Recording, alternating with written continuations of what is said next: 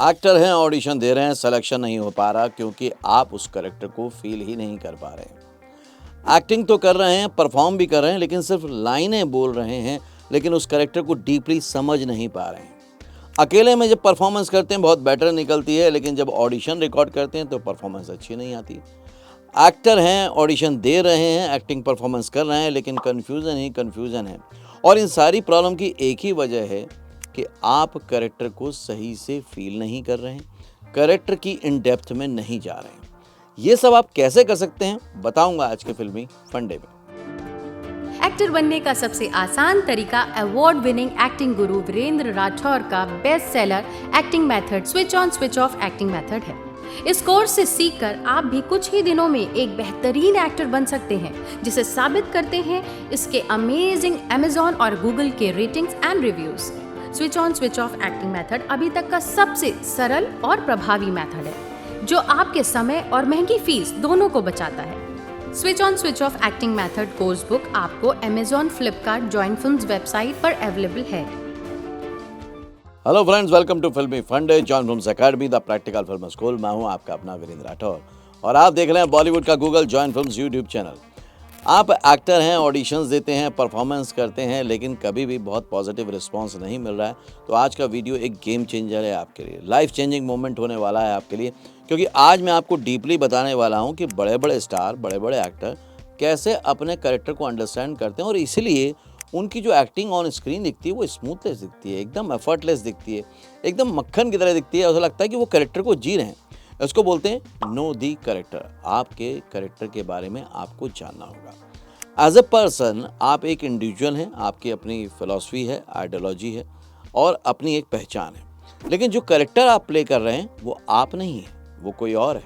उसकी ideology different है, उसकी फिलॉसफी डिफरेंट है, उसकी पढ़ाई लिखाई डिफरेंट है। आपको पहले उसको समझना होगा, फिर उसको अपनाना होगा, मतलब एसोसिएशन करना होगा। तब जब आप परफॉर्म करेंगे तो वो परफॉर्मेंस उस कैरेक्टर की होगी, ना कि आपकी होगी। ये जानना बहुत ज़रूरी है कि वो कैरेक्टर आखिरकार है कौन। इसको मैं डिटेल में आज पूरे वीडियो में बताऊंगा। अगर आप एक्टिंग को वाकई डीपली समझना चाहते हैं, पैशनेट हैं, तो इस वीडियो को कहीं भी स्किप मत कीजिएगा, बल्कि मैं कहूँगा डाउनलोड करके रख लीजिएगा, ताकि आपके हमेशा काम आता रहे। बोल, जितना ज्यादा तंग करोगे उतना ज्यादा दौड़ूंगा। इस तरह की बेहतरीन एक्टिंग करना चाहते हैं तो इस बात को बहुत अच्छे समझिएगा। नंबर 1, हु इज़ ही, वो कैरेक्टर कौन है। इसमें आपको जानना है कि उसका नाम क्या है, उसकी एज क्या है, वो कहाँ रहता है, मतलब उसका होम टाउन क्या है। होम टाउन का असर पर्सनैलिटी पे बहुत ज़्यादा आता है। अगर वो व्यक्ति बिहार का है तो अलग तरह से बात करेगा, यूपी का है तो अलग तरह से बात करेगा, दिल्ली का है अलग तरह से बात करेगा, बेंगलुरु का है या फिर मुंबई का है, सब चीज़ें बदल जाएंगी। फिर उसका एजुकेशनल बैकग्राउंड कितना है, वो पढ़ा लिखा कितना है, कितना ज़्यादा वो जानता है, नॉलेजेबल है, वो जानना ज़रूरी है। फाइनेंशियल कंडीशन कैसी है, क्योंकि फाइनेंशियल कंडीशन से भी आपके कॉन्फिडेंस में, आपके मोटिवेशन में या आपके नेचर और बिहेवियर पैटर्न में भी फ़र्क आता है। जैसे एग्जांपल के लिए गली बॉय का मुराद और वॉल्फ ऑफ वॉल स्ट्रीट का जॉर्डन, दोनों का फाइनेंशियल स्टेटस उनका बिहेवियर डिफाइन करता है। तो ये जानना भी ज़रूरी है कि उसका फाइनेंशियल स्टेटस इस समय क्या है। फिर सबसे इम्पॉर्टेंट बात है कि ये सारी चीज़ें अगर आप जान जाएंगे तो उस कैरेक्टर को आप बहुत अच्छे से पहचान जाएंगे कि ये है, और आप अपने आप से सेपरेट भी कर पाएंगे। देखिए, एक अमीर आदमी का बात करने का तरीका बिल्कुल अलग होगा उसके मुकाबले जो बिल्कुल गरीब रहा है। दोनों की मानसिकता में बहुत बड़ा फ़र्क होगा। दोनों की जो समझ है, जो साइकोलॉजी है, वो पैसों की वजह से अलग अलग है। इसलिए आपको जानना ज़रूरी है कि आप किस तरह का कैरेक्टर प्ले करने वाले हैं। सेकंड चीज़ जो आपको जाननी है वो नेचर और जो पर्सनैलिटी है उस कैरेक्टर की कैसी है, क्योंकि आपका नेचर, आपकी पर्सनैलिटी अलग हो सकती है। हो सकता है आप उससे बहुत ज़्यादा इत्तेफाक भी ना रखते हों, एक्सेप्ट भी ना करते हों, लेकिन उसकी अलग हो सकती है। वो शांत स्वभाव का है, वो गुस्से वाला है, वो बहुत प्यार से बात करता है, वो हमेशा मस्ती मजाक में बात करता है। वो कैसा कैरेक्टर है, उसका नेचर कैसा है, उसका पैटर्न कैसा। क्या उसे बहुत तेज़ गुस्सा आता है या गुस्सा आता ही नहीं है? क्या वो बात बात पे चिढ़ जाता है? क्या वो इम्पेशेंट है, इम्पल्सिव है, या वो बहुत ही ज़्यादा पॉजिटिव है किसी कैरेक्टर को लेकर। जैसे डर में शाहरुख खान को आपने देखा था, तो वो एक साइको भी थे और पॉजिटिव भी थे। उसके बाद ऐसे बहुत सारे कैरेक्टर भी आए, जैसे अग्निसाक्षी में नाना पाटेकर का था, बहुत ही पॉजिटिव था अपनी वाइफ को लेकर, उस रिलेशन को लेकर। तो वो हावी रहता है, वो डोमिनेट करता है हर डायलॉग डिलीवरी को, हर पैटर्न को। तो आपको मालूम होना चाहिए कि जो मैं ये कैरेक्टर प्ले करने वाला हूँ, ये कैरेक्टर का नेचर क्या है। जैसे अगर कबीर सिंह की बात करें तो वो गुस्से वाला कैरेक्टर है, तो उसमें आप देखेंगे थ्रू आउट द फिल्म वो गुस्सा नज़र आता है। वहीं पे देवदास में जो शाहरुख खान का कैरेक्टर है वो दुखी वाला है, डिप्रेशन वाला है, तो थ्रू आउट द फिल्म नज़र आता है। तो आपको अगर कोई सीन कैरी करना है तो बहुत ज़रूरी है जानना कि वो कैरेक्टर का नेचर क्या है। और चैलेंजिंग इसलिए हो जाता है कि शूटिंग के टाइम पे तो आपके पास बताने के लिए बहुत सारी डिटेलिंग होती है जो डायरेक्टर आपको बता देते हैं। ऑडिशन के टाइम पे आपको खुद को पता करना होता है। और इन चीज़ों को अगर इन डेप्थ आप सीखना चाहते हैं तो switch on switch off acting method जो कि बेस्ट सेलर है, वो आप ऑनलाइन ऑफलाइन कैसे भी सीख सकते हैं। स्क्रीन पर दिए हुए नंबर पर कॉल करके पता कर सकते हैं कि नेक्स्ट बैच कब से शुरू हो रहा है, आपके लिए कौन सा कन्वीनियंट रहेगा, और उस बैच को ज्वाइन करके आप अपनी एक्टिंग को मास्टरी भी कर सकते हैं। एकदम बदल सकती है आपकी 3 महीने में ज़िंदगी। एक बार कॉल करके काउंसलिंग ज़रूर कीजिएगा।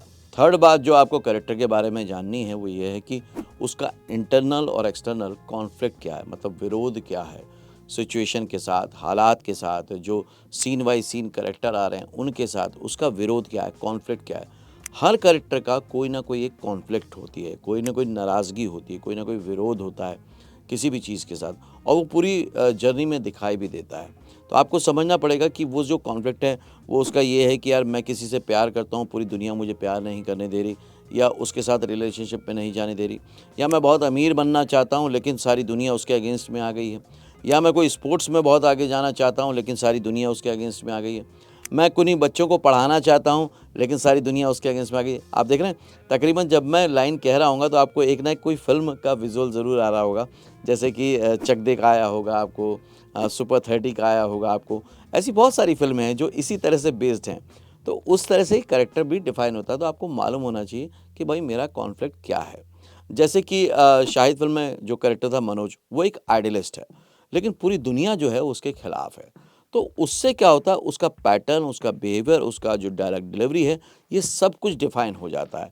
तो ये भी आपको पता करना ज़रूरी है कि उसका इंटरनल और एक्सटर्नल कॉन्फ्लिक्ट क्या है। फोर्थ पॉइंट जो जानना बहुत ज़रूरी है वो ये है कि उस कैरेक्टर की बैक स्टोरी क्या है। हर कैरेक्टर की एक पिछली कहानी होती है, बैक स्टोरी होती है, वो जानना बहुत ज़रूरी है। आप जो मुंबई में सुनते हैं ना कि इतने सारे लोग स्ट्रगल कर रहे हैं, आपको जान के हैरानी होगी 90% स्ट्रगलर को ये मालूम ही नहीं है कि कैरेक्टर की बैक स्टोरी भी जानना चाहिए। इसलिए आप बिल्कुल ना घबराएं, आप इस जानकारी को यूज़ करें, अपनी एक्टिंग को एक नेक्स्ट लेवल पे ले जाएं, मैजिकल बनाएं। यही मेरी चाहत है, इसलिए ये वीडियो बना रहा हूँ। तो बैक स्टोरी जानना बहुत ज़रूरी है कि क्या उस कैरेक्टर के साथ कुछ ऐसा हुआ था जिसका असर उसके आज पे आ रहा है, क्या उसका कोई गिल्ट है, क्या उसकी कोई चोट है, क्या उसकी कोई तकलीफ़ है जिसको वो आगे चल के पूरा करना चाहता है। क्योंकि पुरानी घटी हुई घटनाओं के बल पर ही वो अपने हर सीन में डिसीजन ले रहा होता है। जो मोनोलॉग आप परफॉर्म करने वाले हैं उसमें भी कोई ना कोई वैसी ही बात होगी जो उसके पास से रिलेटेड होगी, अकॉर्डिंगली ही वो रिएक्ट कर रहा होगा। जैसे एक बड़ी हिट फिल्म है दृश्यम। दृश्यम में विजय सालगांवकर जो है, उसकी बैक स्टोरी क्या है कि एक छोटी सी घटना घट गई है उसकी फैमिली में। अब देखिए उसका हर डिसीजन, हर एक्शन उसी पे डिपेंड है कि वो अब आगे क्या करेगा। इतना असरदार होता है ये जानना, लेकिन मैक्सिमम लोग ये नहीं जानते। आप ही मुझे कमेंट करके बताइए कि क्या ये लोगों को पता होता है, क्या आपको ये पहली बार पता चला है, या इसमें और भी कुछ आप डिटेल समझना चाहते हैं, जानना चाहते हैं, वो भी बताइएगा। आजकल के लोगों में सबसे बड़ी प्रॉब्लम ये है कि मैक्सिमम लोगों को ये पता ही नहीं है कि उनको पता नहीं है। अगर ये पता चल जाए उसके लिए इस वीडियो को ज़्यादा से ज़्यादा शेयर कीजिएगा, ताकि जो भी एक्टर स्ट्रगल कर रहे हैं वो स्ट्रगल ना करें, वो सक्सेस की तरफ आगे बढ़ें। तो ये तो मैंने आपको बताया कि क्या क्या आपको ध्यान रखना है, लेकिन इसकी अगर प्रैक्टिस बहुत जल्दी करनी है और अपने अंदर एक प्रोफेशनल एक्टर को जगाना है, तो उसके लिए मैं आपको गाइड करता हूँ कि आप ना सोसो एक्टिंग मेथड को फॉलो करें, ताकि आपके पास एक टूल होगा, एक चीज़ होगी, तो आप क्या करेंगे, बार बार प्रैक्टिस कर पाएंगे। और एक बात हमेशा याद रखिएगा, जो मैं अपनी ऑनलाइन क्लासेस में और ऑफलाइन क्लासेस में जब भी एक्टिंग की प्रैक्टिसेस कराता हूँ तो ये बात बोलता ही रहता हूँ, वो आपको भी बोल रहा हूँ कि performance is the result of preparation. Performance जो रिज़ल्ट है, जो आउटकम है, वो प्रिपरेशन का है। प्रिपरेशन जितनी अच्छी होगी परफॉर्मेंस ऑटोमेटिकली उतना ही अच्छा होगा। आप लोग ज़्यादातर लोग परफॉर्मेंस ओरिएंटेड होते हैं, परफॉर्मेंस के बारे में सोचते हैं, मैं कहूँगा बिल्कुल मत सोचिए। आप प्रिपरेशन के बारे में सोचिए, उसमें एक्शन लाइए, परफॉर्मेंस ऑटोमेटिकली बहुत अच्छा होगा। तो अगर प्रिपरेशन करना है तो सोसो एक्टिंग मेथड जो कि बेस्ट सेलर एक्टिंग मेथड है, उसको अपने पास रखिए ताकि आपकी प्रैक्टिस बहुत अच्छे से हो, बहुत बढ़िया हो। दूसरा करिए कि एक अच्छी सी डायरी लीजिए, उसमें कैरेक्टर का जर्नल बनाइए। एक जर्नल बनाइए कि भाई अलग-अलग कैसे-कैसे कैरेक्टर होते हैं और उसमें जो मैंने आपको पॉइंटर्स बताए हैं कि उसकी फाइनेंशियल स्टेटस क्या है, उसका एजुकेशनल बैकग्राउंड क्या है, उसका नेचर कैसा है, इन सब चीज़ों का एक-एक कैरेक्टर का आप लिखना शुरू कीजिए। लिखना बहुत ज़रूरी है, मैं भी इस तरह से ही प्रैक्टिस करता था। लिखने से क्या होता है, बहुत डिटेलिंग आती है। मान लीजिए आपने कोई शॉर्ट स्टोरी पढ़ी, उसमें एक कैरेक्टर है, उसकी डिटेलिंग लिखी है सब चीज़ें से। अब क्या हो रहा है, आपका ब्रेन ना ट्रेंड हो रहा है उस कैरेक्टर को समझने के लिए। फिर आपने कोई कैरेक्टर फ़िल्म में ऑब्ज़र्व किया, उसका भी जर्नल लिखिए कि भाई इसकी बैक स्टोरी क्या है, इसका फाइनेंशियल स्टेटस क्या है। या फिर आपने कोई रियल लाइफ में कैरेक्टर देखा, उसकी भी ये सब चीज़ें कीजिए। इससे क्या होगा, आपका ब्रेन ना एक परफॉर्मर की तरह, एक प्रोफेशनल एक्टर की तरह ट्रेंड होना शुरू हो जाएगा।